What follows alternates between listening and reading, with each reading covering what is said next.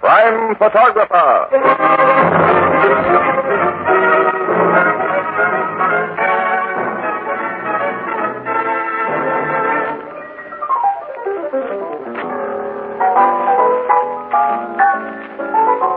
Hello, Pete.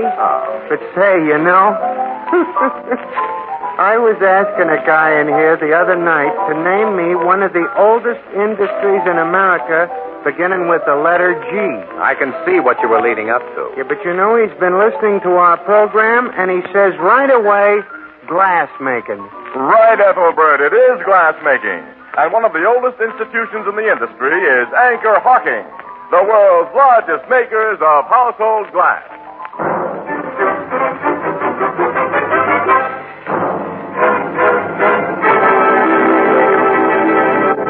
Crime Photographer. Brought to you by Fire King Oven Glass. Anchor glass containers, Anchor caps and closures. All products of Anchor Hawking, a great name in glass.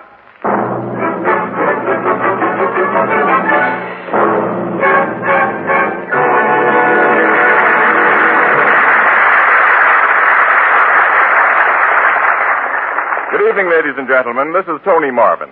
Every week at this time, the Anchor Hawking Glass Corporation brings you another adventure of Casey, crime photographer, ace cameraman who covers the crime news of a great city.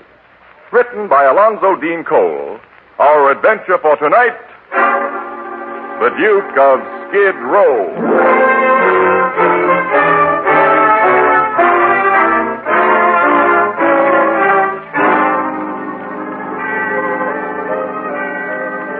Midnight. A dingy, poverty-stricken street of gloomy tenements and cheap lodging houses. Above the uninviting door of one of these latter places swings a dimly lighted sign that identifies the Davis Hotel, $1 per night. A taxicab stops in front, and a tall, very thin man alights from it. His clothes are shabby but clean and well-fitting. In one eye is a monocle, in his hand a jaunty walking stick. How much do I owe you, please? The meter says $2.70. It is $5. Keep the change. Huh? Say, thanks. Good night. Hey. Yes? You know, cabs ain't easy to find in this part of town. Do you want me to wait for you? No. I shall not be going out again tonight. Meaning you live in that flea bag? You may draw your own conclusion about my residence in the Davis Hotel. Oh, no offense, mister. Thanks again, and good night. Good night.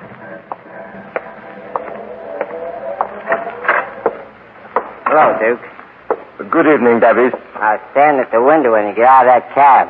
What's the big idea?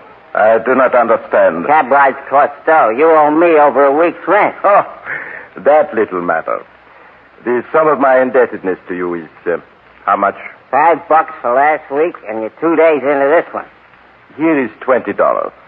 Hey, where'd you get that kind, though? You may keep the change. Huh? I'm leaving this place tomorrow morning. Really? For good. Give me the key to my room, please. Ah, sure, Duke. Where are you going from here? My name is not Duke. It is Smythe. Mr. Smythe. I am going to live like a gentleman again. Good night. Night, Mr. Smythe. Mr. Davis. Yeah? I do not wish to be disturbed tonight. Again, good night. Huh. $20 he gives me. It's more than he asked me for the rent of a nickel. I can't figure that guy out. Hello, gents. What can I do for you? A man came into this place just now. A man who wore a monocle and carried a walking stick. What about it? We saw him go upstairs. So he must be a guest of this hotel. Who are you guys? We will ask the questions and give the answers. Hey, what's the idea? We will not harm you if you do as you are told. You will take us to the room of that man with the monocle. Okay. And be very quiet. His room's on the next floor, up them stairs. You first, just ahead of us. Sure. What you two gents want with the Duke? The Duke? Is that what he calls himself? That's what we call him around here. It's just a gag. I don't know nothing about him, gents. He ain't no pal of mine. I don't know nothing about the dough he had tonight, neither. dough. What do you mean by that? Well, that's what you hear about, ain't it? You're after the money you got someplace. This man you call Duke had money tonight?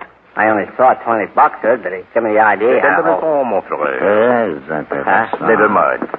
Take us to his room and get him to open the door. He must think you are alone. If you wish to live, my friend, do not let him know that anyone is with you. I get it. There's his door. Knock. Who is there? It's Davis, Duke. What do you want? I got to talk to you, man. I told you I do not want to be disturbed. It's about a personal matter, Duke. Open the door. Oh, very well. Wie geht's, Anton? Oh, no respect. You. Enfin. Please, You are going with us, Anton. No, I think... And you will go quietly. Don't... You slugged him with that gun. Quiet, innkeeper. It was necessary. Now, for you, innkeeper, here is $100. That receipt note for me? Put it in your pocket. Oh, thanks. It is in payment for your services and for what we are now compelled to do. Well, what do you mean by that? This.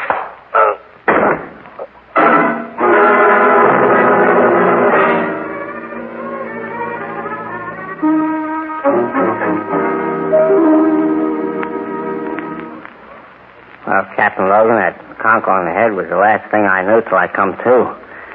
I got myself downstairs and phoned you cops. You came to in here, Davis? Yeah, here in Duke's room. They slugged him and me.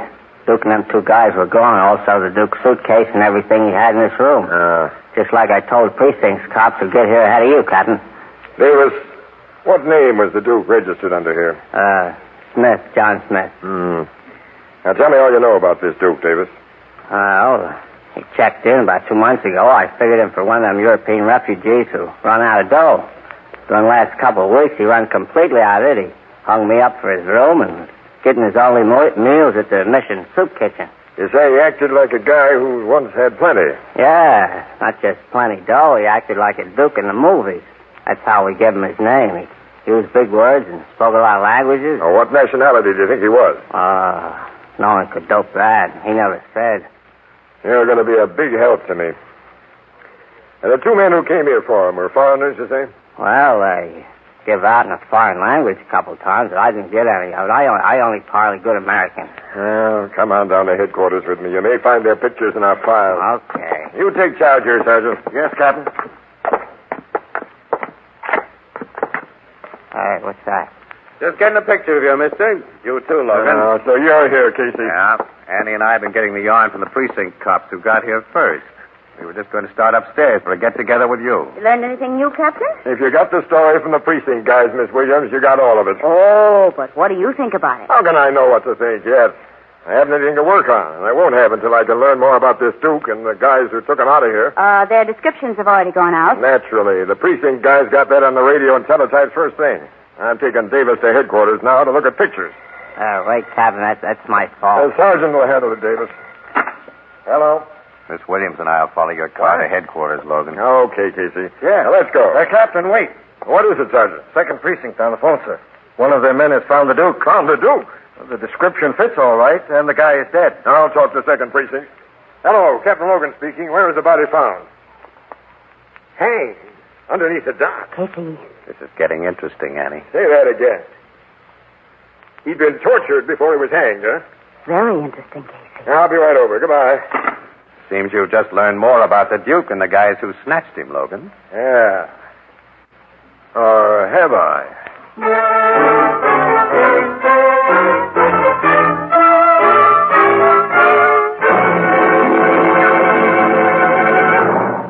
Fire King Oven Glass makes housework so much easier. Cuts dishwashing time, for example, by a full 2/3, and makes successful cooking practically a certainty.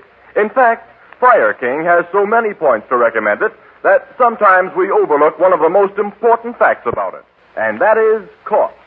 Fire King casseroles and baking dishes, Fire King Oven Glass pie plates and mixing bowls, and all the other Fire King Oven Glass dishes you will find at your favorite chain, variety, hardware, and department store are almost unbelievably low in cost. And each piece is guaranteed for a full 2 years against oven breakage. Ask for Fire King Oven Glass by name. It's a product of Anchor Hawking. A great name in glass.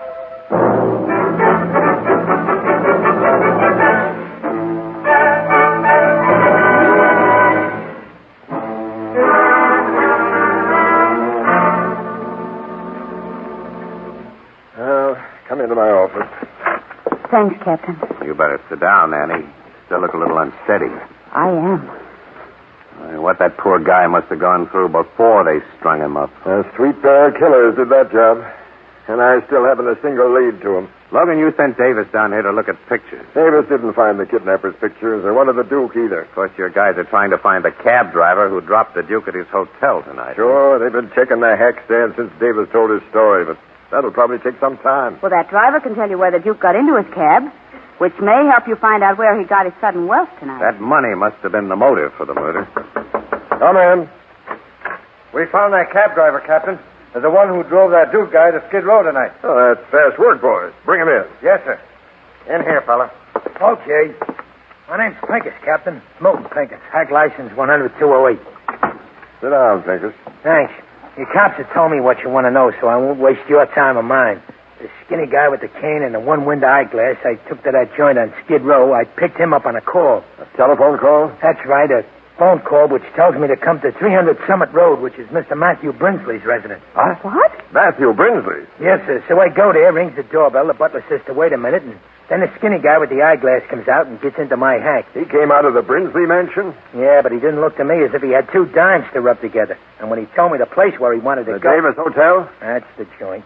Well, when we get there, to my surprise, he hands me $5 and says, keep the change. Oh. What time did you drop him off at the hotel? Around midnight. That fits Davis's story. Did your passenger have you make any stops between the Brinsley house and the hotel? No, sir. Or did he talk to you during the ride? Tell you anything about himself? I didn't hear a word from the guy after he told me where to go until he got out.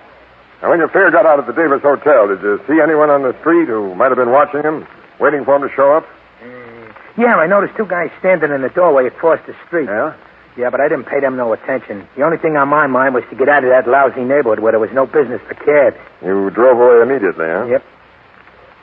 Okay, Pincus, you can go. Thanks, Captain. I want to get back on my job. So long. So long. How do you like the Duke's connection with Matthew Brinsley, Logan? That's a hot one, isn't it? Brinsley's a multimillionaire. Yeah, now that cab driver says the Duke had dough. Enough to give big tips. You know, Brinsley's been in several jams and his money's got him out of Casey. Yeah, I know. For receiving stolen property. Oh, Casey, a man with his Oh, wealth? he's no fence, Annie. He's a collector of historical antiques. He's a bug on the subject, too. Yeah. And I'm going to see what Brinsley has to say about this business. When? I'd like to go right now. I probably couldn't get into his place at this unholy hour. Let's grab a few hours sleep. Get out there first thing in the morning. Well, okay, Logan. I'll be with you.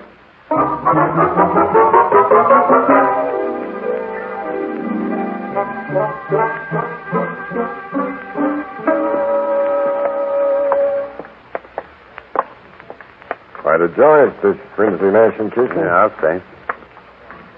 Probably interrupt the old guy's breakfast, but here goes his doorbell. Hey, hold it, Logan. Someone's opening the door. Hey? What is it? Good morning. We'd like to see Mr. Brinsley. I'm Brinsley, but I can't talk to anybody now. I'm on my way to the bank. I'm a policeman, Mr. Brinsley. Huh? Here's my shield and identification. I'm Captain Logan of the Homicide Bureau. Homicide? Very well. Come inside. Thanks. Alice? Yes, sir. Tell the chauffeur to wait. I'll be slightly delayed. Yes, Mr. Brinsley. Sit down, Captain, and... My name is Casey. What are you gentlemen here for? I haven't committed any homicide. Mr. Brinsley, you had a visitor last night, a tall, thin, shabbily dressed man who wore a monocle. What about him? I want you to tell me all you know about him. Why? He was murdered after he left your house.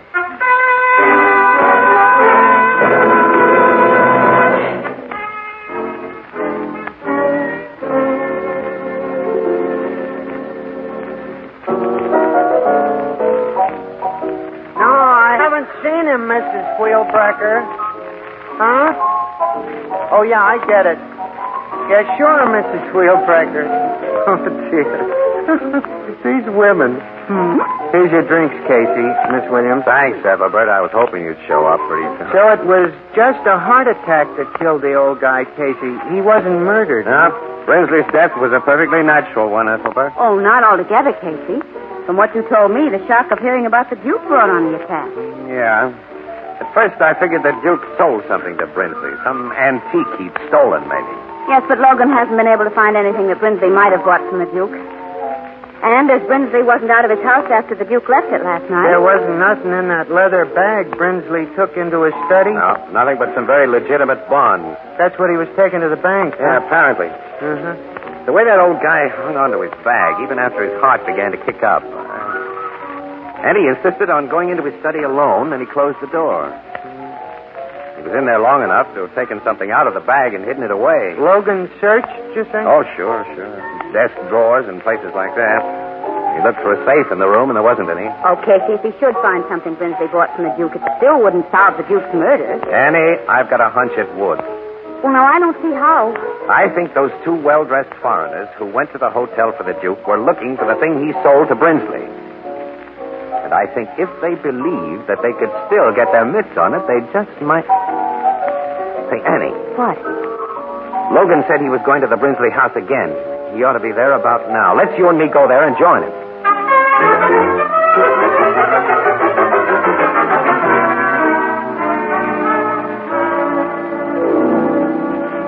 I got the same idea you got, Casey, so my men are giving that study in there a real going over right now. That's swell, Logan. Well, what do you know about that?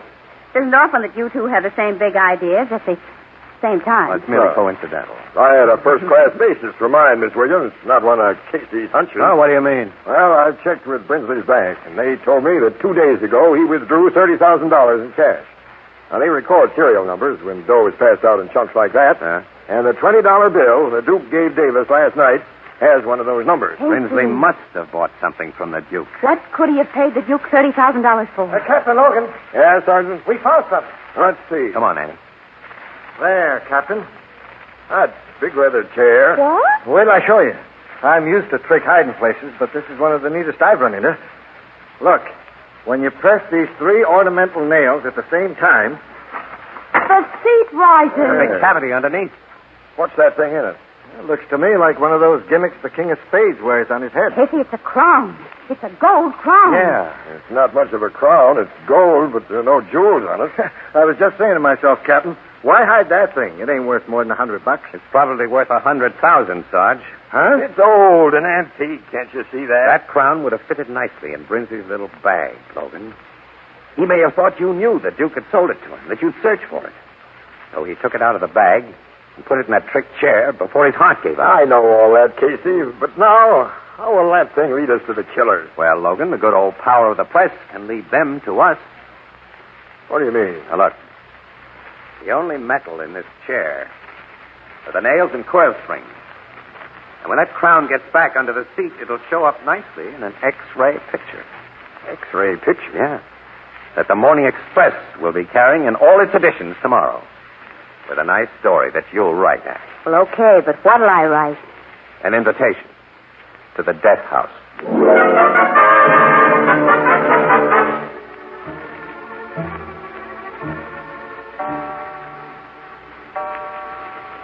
Oh, 2:00 in the morning. And we've been sitting here in the dark for almost 6 hours. Well, we couldn't have a more comfortable place to sit in the dark. Old man Brinsley put nice chairs in his house. You know, Casey, I don't think those men will come here. I don't either, Miss Williams. Only chumps would fall for that stuff in the Express this morning. Well, aren't murderers chumps? Your come on was too broad, Casey. That X-ray picture showing the crown and that leather chair and Miss Williams' story. That was a darn good story, Logan. Thank you very much.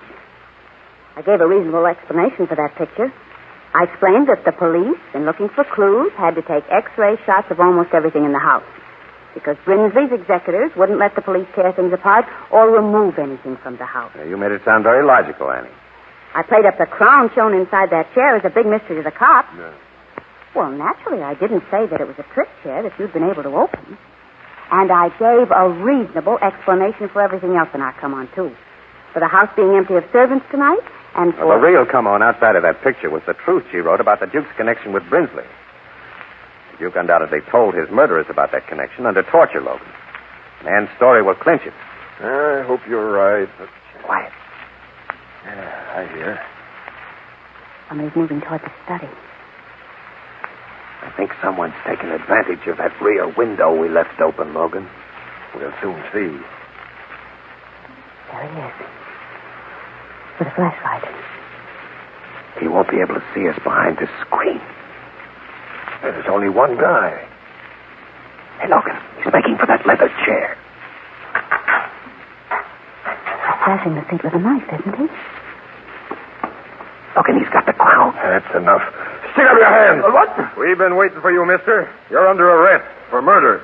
Murder? Yeah. Murder of the Duke, known as John Smith. Where's your pal who helped you kill the Duke? I am here. Put up your hand. Huh? Casey. My brother is an expert marksman. He will do as he says. Where is he? I am in the dark, where you cannot see me. Drop your gun. Guess he's got us, Logan. Yeah. Okay. You are wise. Now. But how silly they were a minute ago. My brother, they thought I had walked into their trap alone. These Americans are very simple people, Tito. I see you have the crown. Yes. At last. Now, our labor is almost done. Why did you guys want that bum hunk of gold so badly? Father, he Quiet, called Tito. He do not know what it is. He called this bum hunk of gold. Huh? Well, what is it? We have no time to answer your question or the inclination. Besides, it is foolish to satisfy the curiosity of soon-to-be dead people. Soon to be... I am sorry. If you live, you might cause great trouble. For the good of my country and for my brother and me, you must die. Shoot them, Baba. Now. Yes, Tito. Now. Sergeant, turn on the lights. We got them all right, Captain Logan. We were depending on you, Sergeant. But thanks just the same. And the next time, Logan, tell your men to crash in just a few seconds earlier. You had these policemen hidden. And we Americans aren't so simple as you seem to think, mister. Now, suppose you smart un-Americans tell us why you killed the Duke. We say nothing. We say nothing at all. Yes, you will, brothers. Yes, you will. Get him to talk fast, Captain. We've got to get this story to press. You get the story, Annie. I'm going to get a couple of shots of these crown chasers and get them to the office. Okay, Casey, I'll meet you there as soon as I can.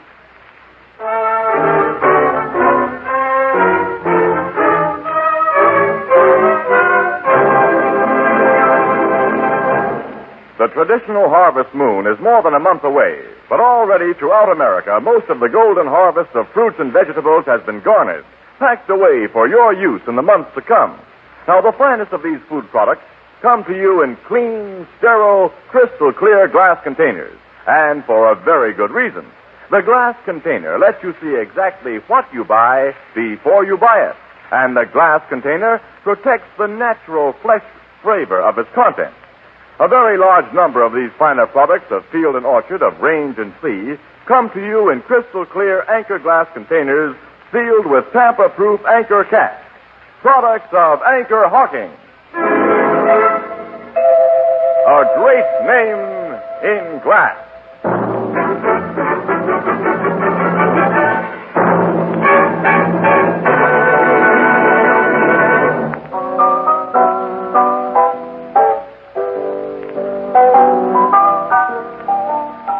Logan made them guys talk, huh, Casey? Sure, Ethelbert. Oh, it wasn't too hard a job. After Davis positively identified them as the men who came to his hotel for the Duke. Tell me what they said. Well, to begin with, pal, they told us the Duke wasn't really a Duke. Oh, I knew that all along. He was only a count. Huh? He was an honest cigar count, too, Ethelbert. From one of those little European principalities that went out of business after the First World War. Yeah, and the Duke, the count, was a relative of the king who'd lost his job. And he was also custodian of the royal crown, Ethelbert. He scrammed the United States with all that dough that he could lay his mitts on, and the sacred crown. Only the money gave out after a while, and he had only the crown left. So we finally sold the crown to Brinsley. But the guys who killed him? They were stubborn royalists, Ethelbert, fanatics about restoring their king, who had to have his traditional crown if and when he was restored. They went after the Duke and finally caught up with him. They forced him to tell what he'd done with the crown, and then they killed him. See, they considered the guy a traitor, Ethelbert, so they gave him the traditional punishment for traitors, hanging. They even tied a real hangman's knot. They thought were a legal execution. Well, in their screwy minds, it was a legal execution. Some people are certainly funny. Yeah. But as my sister Edna says, quote, if all folks was like you and me, wouldn't the world be dull? Unquote. And you know Edna.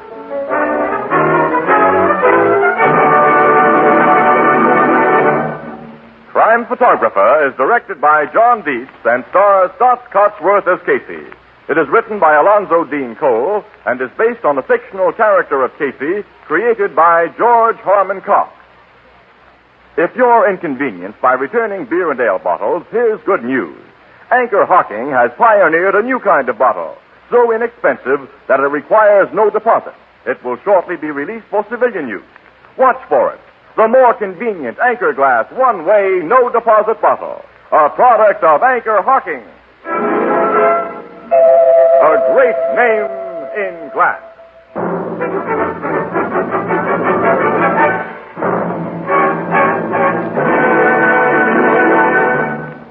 Our cast features Miss Leslie Woods as Anne and John Gibson as Ethelbert, with Herman Chittison at the Blue Note piano. The original music is by Archie Blyer. Crime Photographer is brought to you each Thursday at this time by the Anchor Hocking Glass Corporation of Lancaster, Ohio, and its more than 10,000 employees. Anchor Hocking. A great name in glass.